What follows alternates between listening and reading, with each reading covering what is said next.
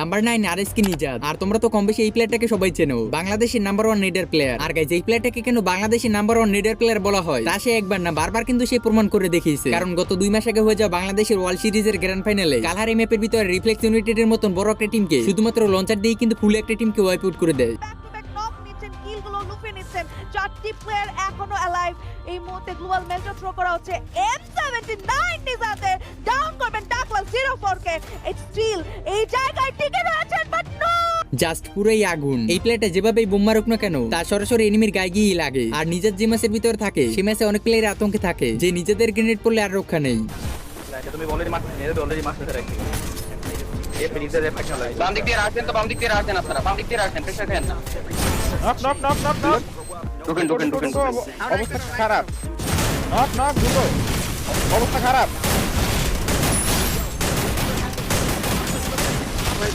পাইছি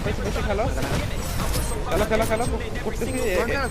লঞ্চার আছে একটা আর গাইস তোমাদের মধ্যে অনেকেই মনে করে যে আরএসকে নিজের মনে হয় গ্রেনেড এবং লঞ্চার দিয়েই ভালো খেলে, কিন্তু গাইস এটা সম্পূর্ণই ভুল। সে যেমন গ্রেনেড এবং লঞ্চার দিয়ে ভালো গেম প্লে করে তেমনি অন্যান্য শর্ট রেঞ্জের গান দিয়েও কিন্তু সে অনেক ভালো গেম প্লে করে।